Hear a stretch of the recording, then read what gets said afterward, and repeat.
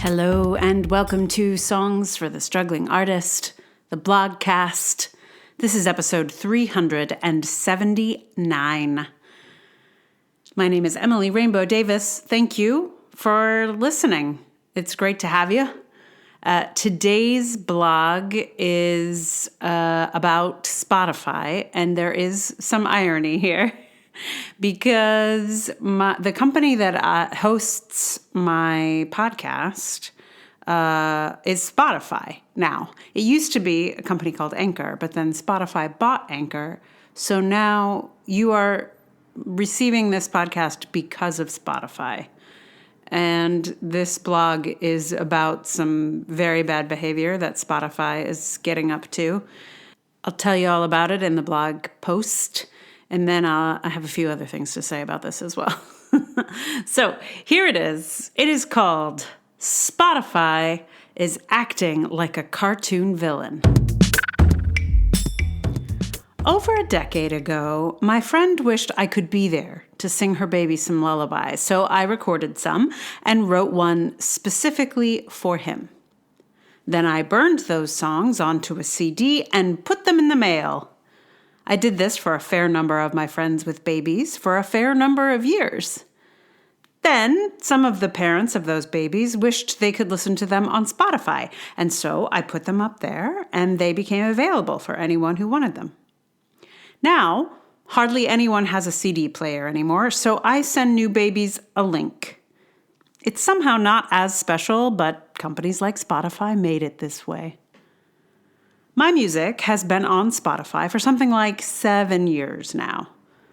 Of all the albums up there, the lullabies are the most popular. And my friends who listen to them there like knowing that I get a little payment every time they listen. That's not something that happens when you listen on a CD. The payment on Spotify isn't much, between 0.002 and 0.005 cents per play. I made $43.24 last year from all the streaming services, not just Spotify. But it's something. And it is a meaningful something. It's money I have earned in sharing my music with the world. I could have kept these songs for only the families I made them for, but in sharing them on Spotify, I can also maybe buy a stuffed animal or a book for one of these babies, in addition to writing them a song. Do I get a lot of streams? No. I don't have a fan base. I don't have an agent. And Spotify's discoverability algorithm is useless.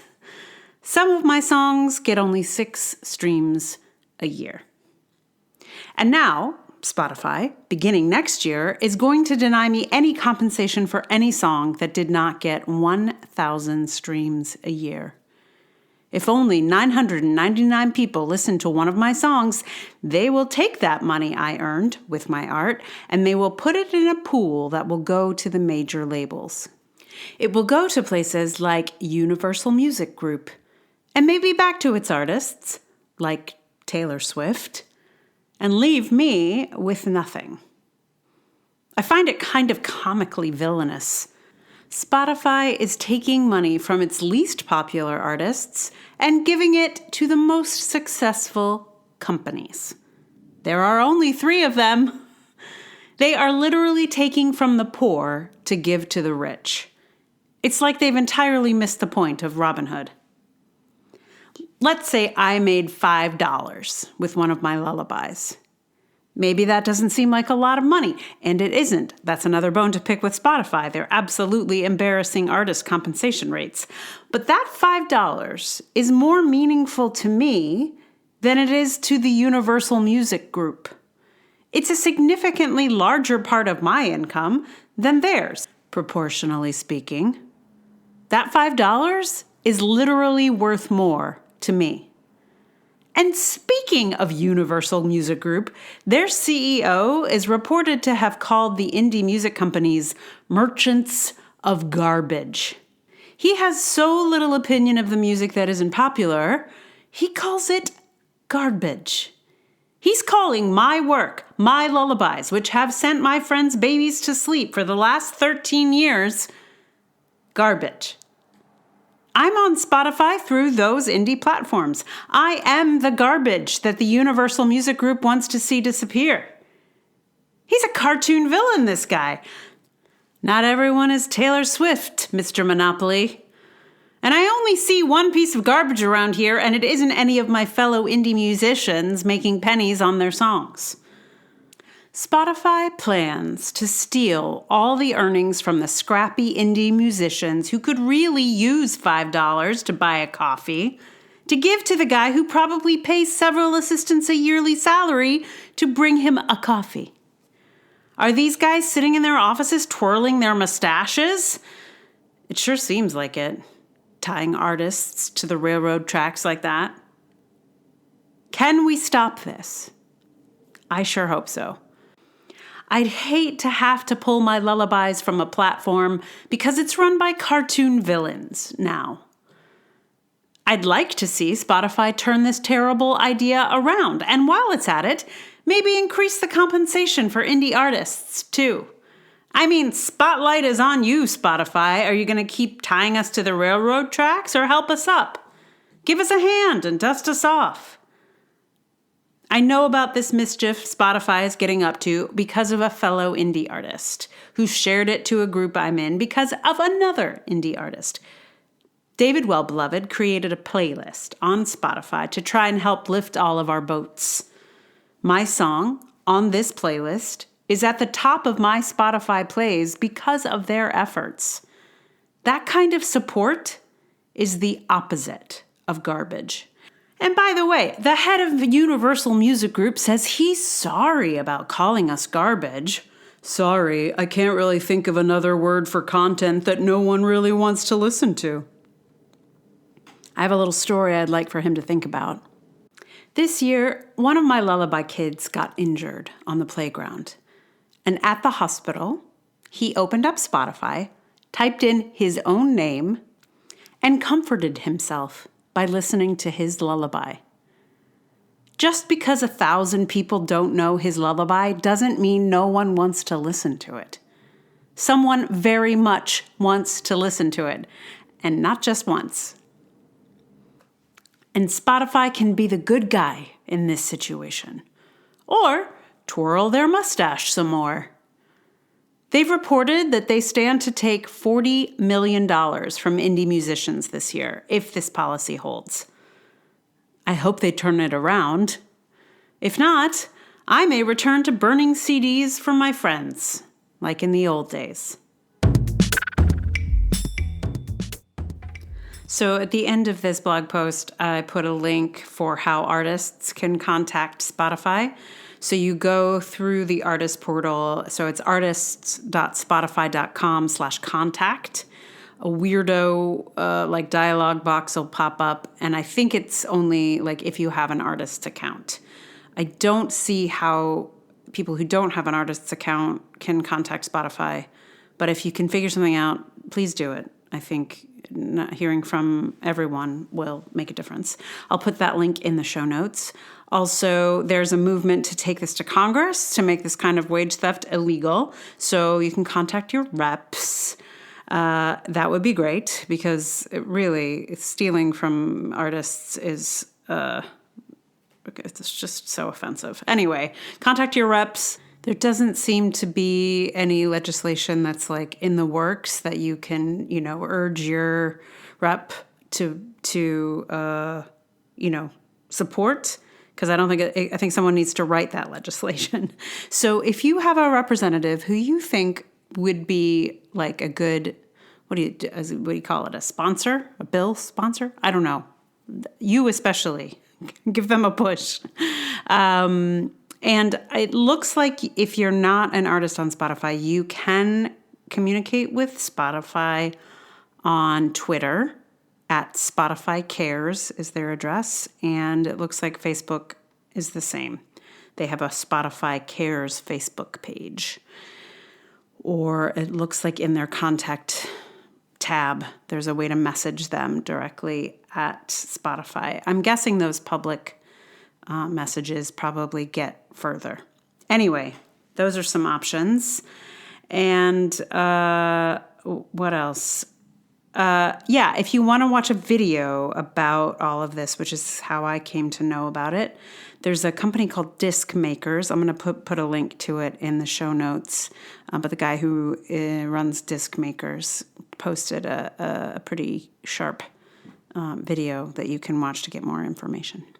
So, I mean, come on. You know what I'm saying? Come on, Spotify. Don't be ridiculous. And what I noticed in some of the Disc Makers pages is that a lot of people are like, damn it, I'm going to pull my music from Spotify. They're going to behave like this. And they're really recommending that we don't do that as artists, that we're just sort of taking ourselves out of the conversation if we do it. For now, they're recommending that you subscribe to a different music streaming service. Tidal is their recommendation, which I'm curious to learn more about. I know that's the one that Jay-Z and Beyonce started, I think. But apparently they pay a lot more than Spotify, which is still not a lot. Like, they pay 3 times what Spotify pays, but that's still a fraction of a cent. Anyway, those are some things to do about this if you're interested. And what song am I going to play for you? Well, let me tell you. I thought about it. And the perfect song seems to be a song that I referenced in this post. Since I've told you about it, it seems like maybe you'd want to hear it. Problem is, I have put that song on a previous blog post. And I have never repeated a song on this blogcast before. So I decided to change that policy for today because I think you probably would like to hear that song that I referenced that this child searched for in the hospital. Oh my God. Anyway, so I'm going to play that for you at the end, even though it has been on a previous episode 123, if you're looking for it. But I think it belongs here. So I'm gonna do it a second time. So that'll be here in just a moment. Meanwhile, thank you so much for listening. If you like this podcast, please tell someone about it. Like, review, subscribe. If you'd like to know how to do that, I will help you if you don't. And if you'd like to support this podcast with your dollars, that would be amazing. Patreon.com/Emily R. Davis.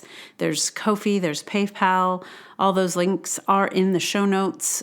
Or if you're jamming on Substack, I also have a Substack account. You could subscribe there.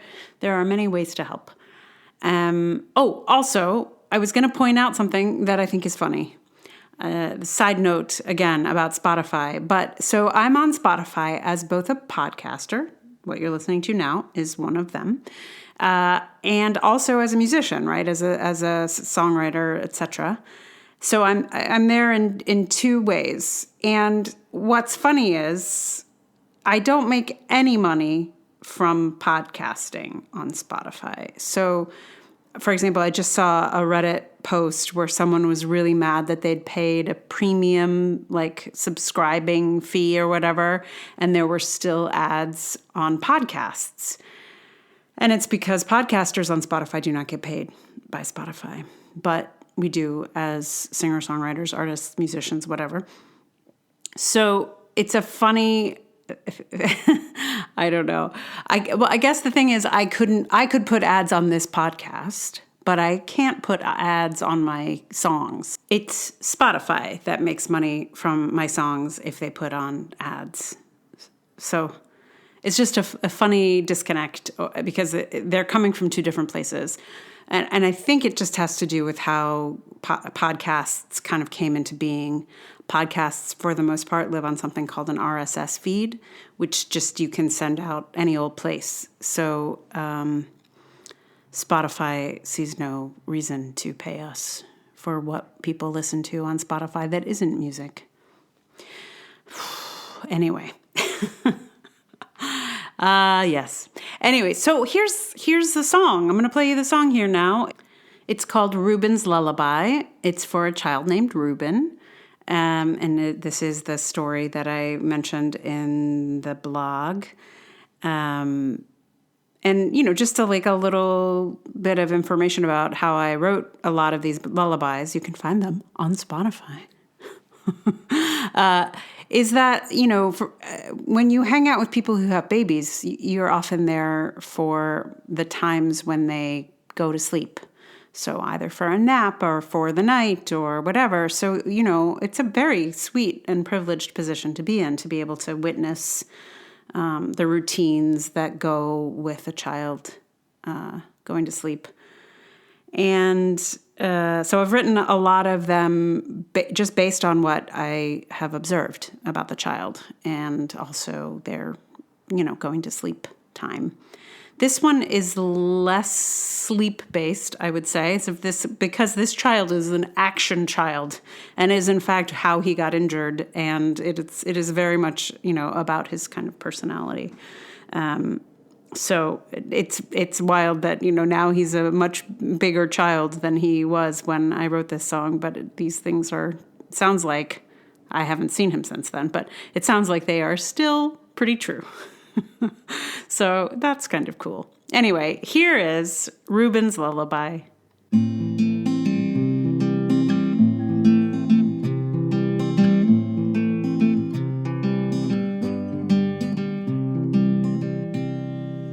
Reuben likes to grab things and Reuben likes to crawl. Reuben likes to climb things, which means he sometimes falls. But Reuben climbs back up again. He'll give you a big smile and then he'll reach out for his moms, for comfort and for calm. Reuben likes the chickens and Reuben likes the eggs. Reuben likes his brother even when he pulls his legs. But he knows when he's had enough. He'll move away if it gets too rough. He'll reach out for his moms, for comfort and for calm.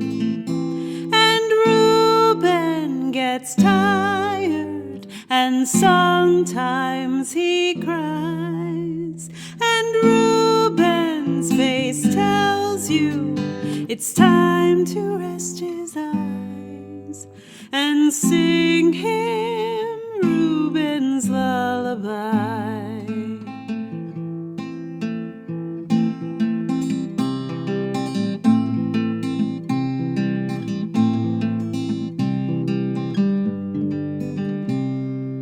Reuben wakes up happy and he sleeps happy too. There's sometimes when he doesn't, so he'll stay awake with you. But everyone needs rest sometime, even boys who like to climb. He'll reach out for his moms, for comfort and for calm.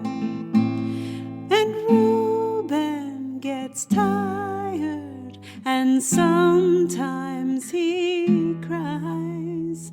And Reuben's face tells you it's time to rest his eyes and sing him Reuben's lullaby. Now, Reuben, you're tired. You've climbed and you've cried. The look on your face says it's time